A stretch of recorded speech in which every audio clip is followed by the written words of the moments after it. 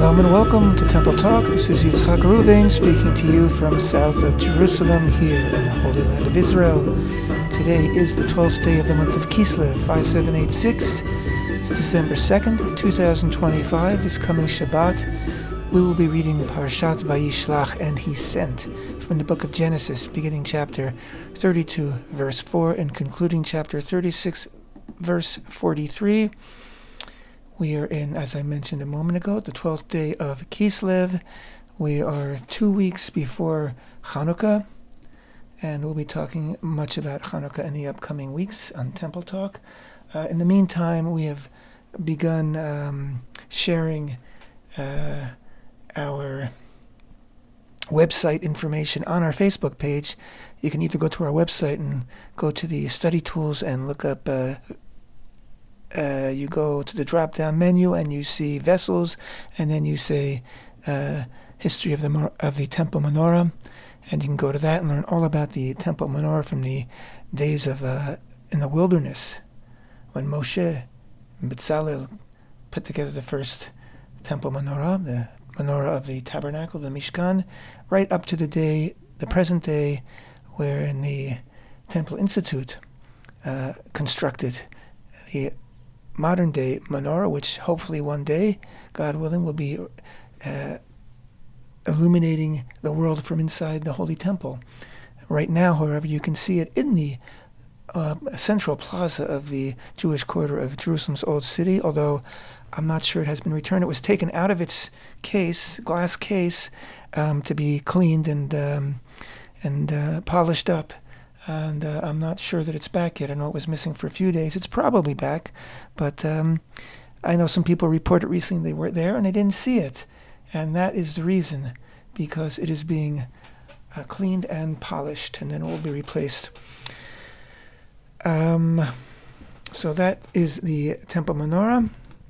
Like I said, each day, the beginning of this week or last week, we began posting every day another chapter from the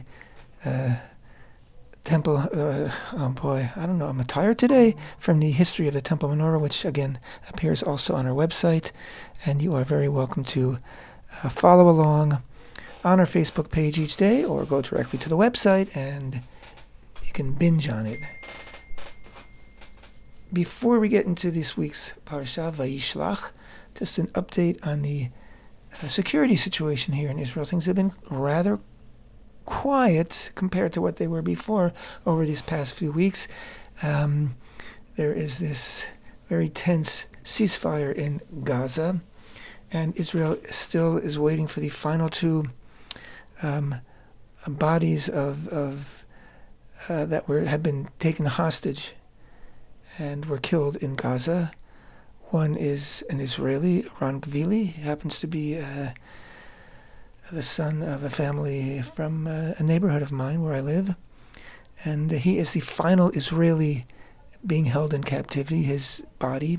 And the other also murdered is a Thailandi, a citizen of Thailand who was working in one of the border towns, Israeli border towns next to Gaza on that fateful day of October 7th, and was kidnapped and killed. And we are still awaiting his return. Until those two bodies are returned, nothing will move forward, God willing, in terms of the Trump 20-point plan. Although it seems like the chances of the plan really coming to any kind of fruition are very, very slim, as Hamas, despite the fact that they agreed to voluntarily disarm as part of this plan, they certainly have stated many times that will not be the case, and no other security force is willing to go in there to keep the peace as long as Hamas is not unarmed. So it will be up to Israel again to finish off the job, but that will have to await till the conclusion of the first stage of this agreement, which of course is the return of the final two bodies to Israel, one Israeli citizen and one citizen of Thailand. In the meantime, Israel has control complete control over more than half of the Gaza Strip and has been working extensively to destroy terrorist infrastructure in those areas, including many, many miles of underground tunnels. And if you've been following the saga of the originally 200 trapped Hamas terrorists trapped in underground tunnels that are currently under the security control of Israel, so they can't just walk out and get out peacefully every time they try to escape. Israel has been killing them. They are underground. They are running out of food, running out of water. I imagine running out of oxygen. This is why they're trying to escape. I guess you can say you reap what you sow. In the meantime, Lebanon they keep telling us it's about to explode. The Pope has been visiting for the past 2 days, and I think today is his final day in Lebanon. And once he leaves Lebanon, Israel will probably begin to extensively attack Hezbollah, which has refused to disarm, and the Lebanese army has been very, very slow and ineffective in trying to disarm Hezbollah. And in the meantime, Hezbollah has been quickly rearming. They are getting money. They are getting money from Iran through different channels, even though many of the old channels that they would get them through have been cut off and destroyed and disconnected. But terror is like a weed. It doesn't take much for it to grow and spread. So Israel needs to deal Hezbollah a serious blow, and that may be tomorrow. It may begin tomorrow. And of course, there's no doubt that Hezbollah will respond in some way, and Israel needs to be prepared for that as well.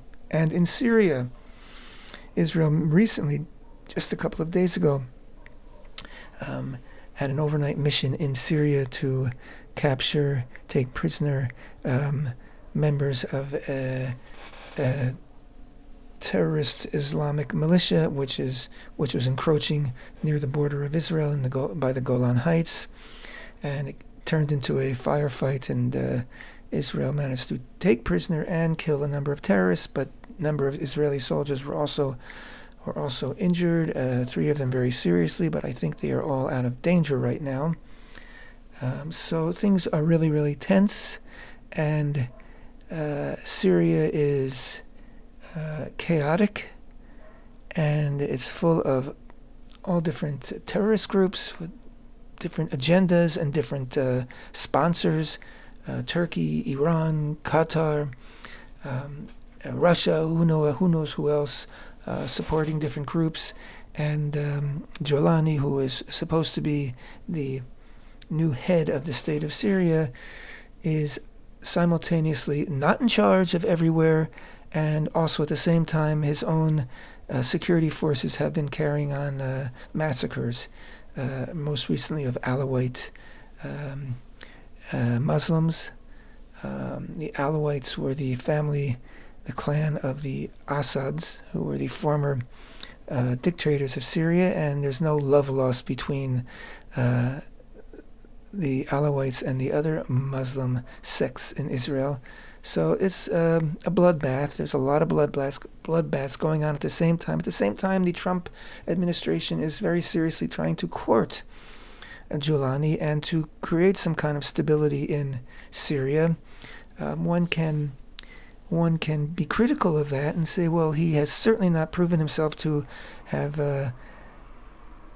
has not proven himself to not be a terrorist. I mean, he was the leader of a faction of ISIS until very recently.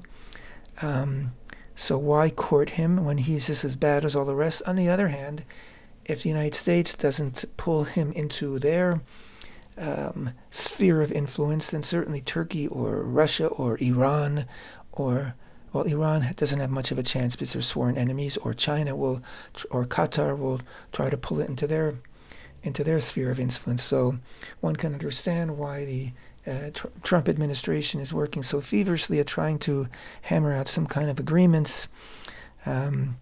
It's at cross purposes sometimes with Israel. For example, the United States was critical of the Israeli raid the other day, saying it just complicates things. But of course, Israel has its own security concerns. So this is what happens. Anyway, I guess if we wanted to sum up the whole situation for you, it's quieter than it had been for almost 2 years, but it's very tense. Things really are most likely going to really heat up intensely in the north, in Lebanon for sure, and possibly in Syria, and not to mention Iraq, where there are a bunch of militias also who have been given instructions by their sponsors to attack Israel. Israel also is keeping their eye on them.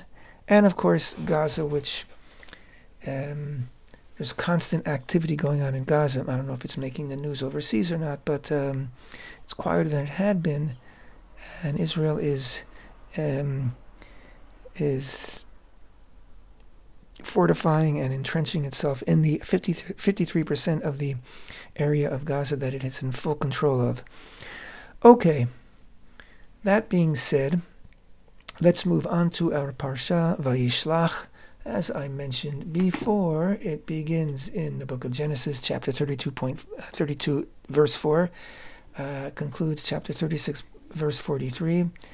And as we recall from last week, Yaakov last week really covered Yaakov's leaving the city of Beersheba, escaping his brother Esau, who swore that he was going to kill him for tricking his father into giving him the blessing and not Esau, and at the same time going there to find a wife on the advice of his mother and father.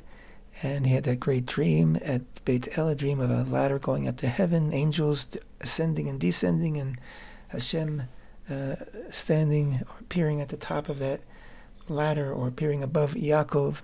And of course, Hashem reiterates his promise to Avraham of that Yaakov and his sons will inherit the land and be a great nation, a blessed nation. And of course, Yaakov wakes up and swears his allegiance to Hashem, and that he will one day build a mikdash, a holy temple on that spot. And then he's off to Haran, to Padan Aram, to find a wife. Of course, he finds Rachel, and then of course we know the whole story of Yaakov and his two wives, Rachel and Leah, Rachel and Leah, and their two servants, maidservants, Tzilpa and Bilhah, and of course Yaakov's 11 sons last week, and one daughter, Dinah, who plays a very, very insignificant role in this week's Parsha. And then of course Yaakov wants to leave. He's tired of having to deal with Lavan, his father-in-law. They have a whole very, very detailed, complicated story about how he creates his own flock of sheep and goats. And then, of course, they part, not exactly on amicable terms, but they do make they do come to an agreement, and Yaakov is set to return into the land of Israel. He's met at the border by an encampment of angels, we're told, and that's how last week's Parsha stops. And this week's Parsha starts like this. Again, chapter 32, verse 4, Hebrew, then English. Vayishlach Yaakov malachim lefanav el Esau ahiv arza seir sede Edom. ויצב אותם לאמור כה תאמרון לאדוני לעשו כה אמר אברך יעקב עם לבן גרתי ואיכל עד עתה. And then Yaakov sent angels. Now, the word mala'ach in Hebrew can either be angel or messenger. So this could be translated either as messengers or angels. I don't know why it's translated here as angels, because it seems pretty clear that he was sending messengers, as in human messengers, to meet his brother Esau. Then Yaakov sent messengers ahead of him to Esau, his brother, to the land of Seir, the field of Edom. He charged them, saying, Thus shall you say to my lord, to Esau, So said your servant Yaakov, I have sojourned with Lavan, and have lingered until now. I have acquired oxen and donkeys, flocks, servants and maidservants, and I am sending to tell my lord to find favor in your eyes. The messengers returned to Yaakov, saying, We came to your brother, to Esau. Moreover, he is heading towards you, and 400 men are with him. Okay, so Yaakov has not forgotten 20 years on. Sorry for the noise in the background. That is a jet flying overhead, military jet. Yaakov has not forgotten 20 years on that his brother Esau had sworn to kill him, and so he is very apprehensive, to say the least. And we will see over the next beginning of the parsha how Yaakov tries to prepare for his meeting. He needs to meet with Esau. He wants some kind of a closure here, and he is very cautious, and his approach is to basically to exhibit obeisance, to declare that he is the servant of his master Esau, and he sends all sorts of gifts of flocks and herds and all sorts of gifts he sends him ahead with messengers to give to Esau. And of course he then takes all his children and their mothers and splits them up into different encampments, saying that if Esau attacks one encampment, the other encampment can escape.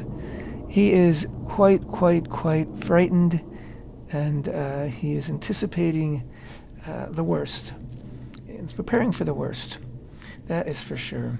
Then, of course, we come to that wonderful, fantastic episode where he finds himself alone at night after having sent all his family and all his encampment and all his belongings across the Jabbok River, which is a river that's sort of a tributary off of the Jordan River, and once between the land, between east of the Jordan and west of the Jordan River. And so he sends everybody across the river into Canaan, and he goes back for something. We're not told what. And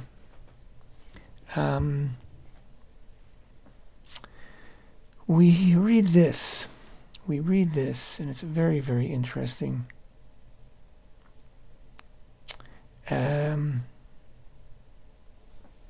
He gets up in the middle of the night, verse 23, but he got up that night and took his 2 wives, his 2 handmaidens, and his 11 sons and crossed the ford of the Jabbok. And when he took them and had them cross over to the stream, he sent over his possessions. Yaakov was left alone, and the man wrestled with him until the break of dawn. When he perceived that he could not overcome him, he struck the socket of his hip. So Yaakov's hip socket was dislocated as he wrestled with him. Then he said, "Let me go, for dawn has broken." And he said, "I will not let you go until you bless me." He said to him, "What is your name?" He replied, "Yaakov." He said, "No longer will it be said that your name is Yaakov, but Israel, for you have striven with the divine and with man and have overcome. Ki im Israel ki sarita im Elohim ve'im anashim vatuchal." Sarita has the same letters as Israel, and El is of course God, and Yisrael means he struggled. Again, I'm just reading the Hebrew of what we said a moment ago in English. You have striven with the divine and with man and have overcome. Then Yaakov inquired, and he said, "Divulge, if you please, your name." And he said, "Why then do you inquire of my name?" And he blessed him there. So Yaakov called the name of the place Peniel, for I have seen the divine face to face. Pen, or pan, or panim is face. Yet my life was spared. The sun rose for him as he passed Penuel. Again, for some reason, the Torah itself changes the pronunciation from Peniel to Penuel. And he was limping on his hip. Therefore the children of Israel are not to eat the displaced sinew on the hip socket to this day, because he struck Yaakov's hip socket on the displaced sinew. All right. So, what is this all about? It's one of those nighttime encounters that Yaakov has had, more than one. And of course, the first one, of course, was the dream he had at Beit El of the ladder, which we talked about a moment ago. And now this is not a dream, however. This is something real, but it's so vague. It's so fascinating that the Torah keeps it so vague, because we have so many questions. It seems that Yaakov also had questions. What exactly happened? And the interesting thing is, by keeping it vague, mysterious, it's like a seductive in a way. What's going on here? We're sort of pulled into the story as if it happened to us. We're also wrestling with what the meaning of this is. And in that manner, we are also wrestling, as it were, with the divine, because we're trying to find out what the Torah is trying to tell us here, what this person, again, it's so interesting, because the Torah itself says that Yaakov wrestled, Yivater Yaakov levado ve'avek ish imo. He wrestled with a man. So who is this? If it was a man, flesh and blood, he should have a name. It shouldn't be a mystery, If Yaakov was a perfect stranger, Yaakov just said, "Why are you wrestling with me, you perfect stranger?" So, of course, the understanding is that this Ish was actually an angel. So, as I said before, oftentimes, for example, the three angels that visited Abraham by his tent and told him about that Sarah was going to have a child in another year, and then two of them went off to Sodom to try to rescue Lot before God destroyed Sodom. We understand that those are angels, although they're not referred to as angels grammatically by the Torah. They're referred to as anashim, as people. And here again, this angel is referred to as an ish. A moment ago, we read about messengers, malachim, who, again, could be. That's a word that could be interpreted either as angel or as human beings who are messengers. It depends on the context. I think that the context at the beginning of this week's parsha that we read just a few minutes ago, certainly in that context, they should be understood as men, people from Yaakov's encampment who he sent ahead. Here, however, this ish, this human, this man, I think we have to understand is an angel. And why is he wrestling with Yaakov? And who's wrestling with who? Was, some people, you could interpret this as Yaakov was, so troubled. He was in such emotional turmoil and spiritual turmoil that he was struggling all night long. He was wrestling with his conscience. And that sort of is anthropomorphized, or not, actually, not really anthropomorphized, because we're talking about an angel. It sort of takes on the characteristic of an angel. On the other hand, there's no reason why we shouldn't assume that this is an angel that Hashem sent for this purpose, to wrestle with Yaakov.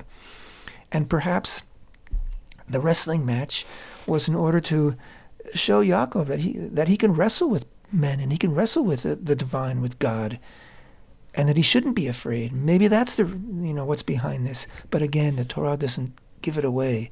It just hints at what's going on. And why did Yaakov want to know the name of the angel, and why did the angel have to leave? Because the sun was about to rise. And to that, there's many midrashim, of course, that can be talked about. In this case, there's a midrash that the angel needed to join the angelic choir that sings praise to Hashem every morning at dawn, when the sun rises. And so he could not linger any longer. In any case, despite the fact that the angel managed to make a lasting impression in the injury that he caused to Yaakov's hip, he was not able to overcome Yaakov. Yaakov was able to overcome his attacker and hold him to a standstill. And he did when he asked for a blessing, which again is such a fascinating thing here, that they have this wrestling match. It's a standoff, and what Yaakov wants in return, I suppose, for having been able to hold off this attacker, is a blessing. And the blessing comes, of course, in the form of a name change. And we'll hear about this name change a second time in this week's parsha. And so from now on, Yaakov will be called Yisrael. But of course, as we know throughout the Torah, sometimes he's called Yaakov, sometimes he's called Yisrael. There always seems to be a certain context which influences whether the Torah will use Yaakov or Yisrael. We're not going to talk about that right now, but he has a new name, just like his father Avraham, who originally was Avram and was given a new name. But of course, once Avram became Avraham, he's never ever referred to again as Avram.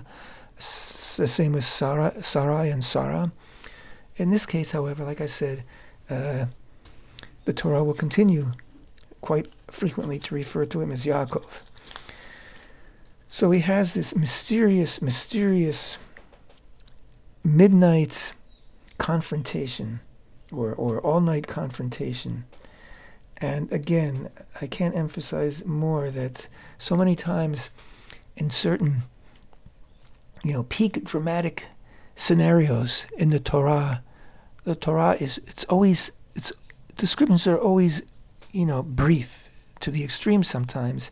And here it's, there's so much unsaid that you have to ponder. It's not feeding it to you. You have to think. You have to try to work it out. You have to look up what the sages, what the rabbis, what people have said for thousands of years about it. Try to get a better understanding. That's the beauty of the Torah. It just brings you in. It makes you a player. You're not a spectator. When you read the Torah, you're not a spectator. You're a player. You're in it. You're in the action. At the Akedah, at the binding of Yitzchak, like you can't just be a spectator. You're rooting.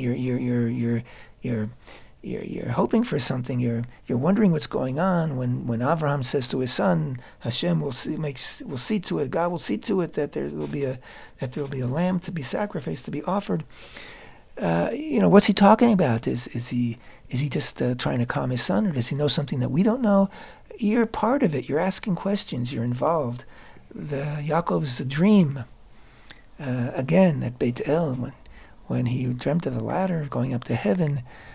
What's it all about, and what's his back and forth between Yaakov and God, and this give and take, and these promises they make to one another.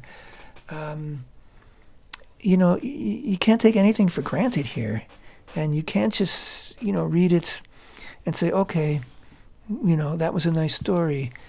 If you want to get anything out of it, you have to really dive right in. And of course, in any language, the stories, these accounts are extremely compelling and enlightening.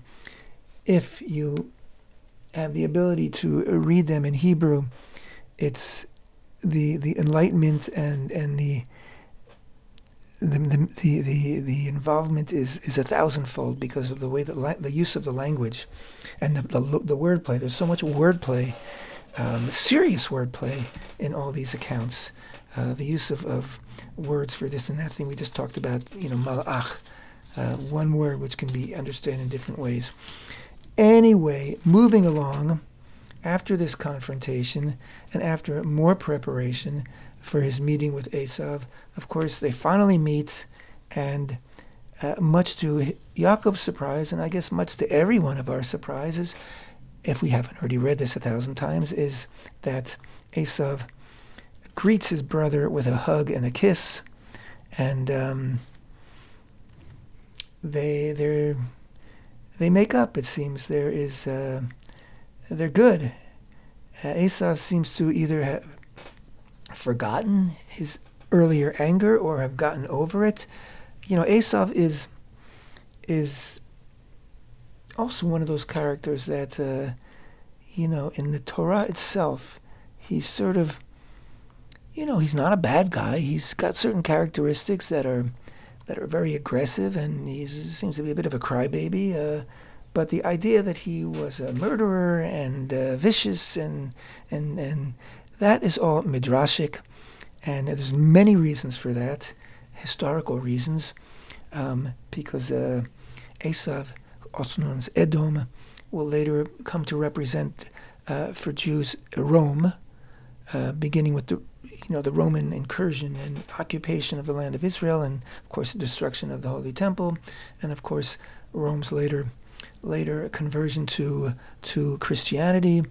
And so Rome was for thousands of years a very, very, very serious opponent of Israel, of the Jews, and a very oppressive opponent and a very powerful opponent. So Edom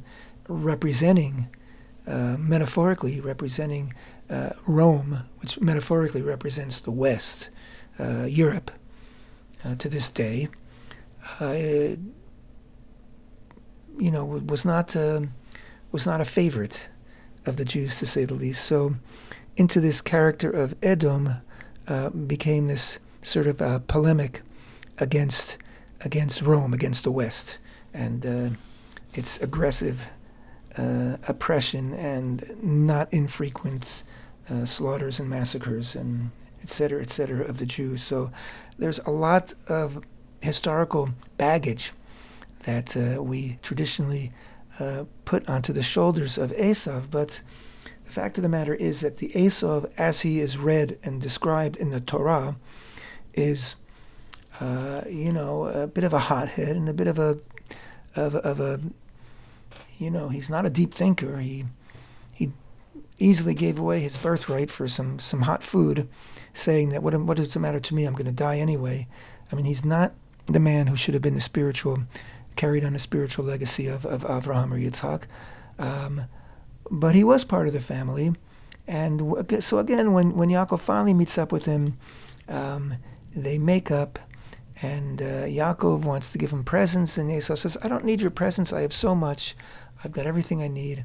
And Esau seems to be amazed at the large encampments and all the flocks and everything that Yaakov has, and he seems to be very impressed by Yaakov's success and the fact that he has so many children. And so he even invites Yaakov to continue on with him on his way back to Seir, Mount Seir, and Yaakov says, no, I have young children, we won't be able to keep up the pace, and it could be very, very difficult. So they split up. They will meet up again, we'll see later in the Parsha, when they both bury their father Yitzhak when he dies. And again, there seems to be no longer any animosity between the two. After this, when everything seems okay, he's gone back. The one thing he was really afraid of, Yaakov, that is, was his brother Esau. Esau seems to be over it. In fact, Yaakov, he gives him his blessing. He says, take my blessing. So that whole thing about the blessing, if we assume that the blessing he's giving him is the blessing that he received from his father Yitzchak, he's sort of giving it back to him now, like it's all over, like it was all about nothing, it seems. I don't think it really was about nothing, but that seems to be the attitude right now. And but of course, he's also received now the direct blessing from Hashem and received the promises of Hashem.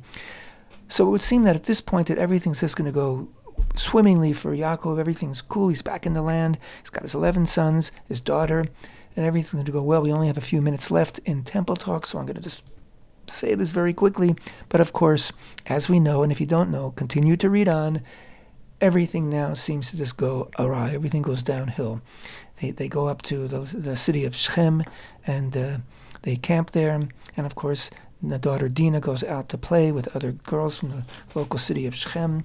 And Shechem, the son of Hamor, the prince, the king of Shechem, falls in love and violates Dinah, and then wants to marry Dinah. And of course, this is not find favor in the eyes of the sons of Yaakov. And after they convince him that they can only agree to this if the entire city of Shechem, all the males, circumcise themselves, and they agree to, and they do so. And then while they're still recovering, Shimon and Levi, two of Yaakov's sons, go in and slaughter the entire city and rescue Dinah. And of course, Yaakov is very upset by this, and he says, this is what I need. Everybody's going to come after me now. All the local clans and cities and towns are going to be my enemies now. And the son's very laconic, taciturn response is, our sister is a prostitute? Our sister should be violated like this? No way. So again, the Torah doesn't tell us who's right, who's wrong. It was extreme what they did. Nobody can argue with that. But what else were they supposed to do?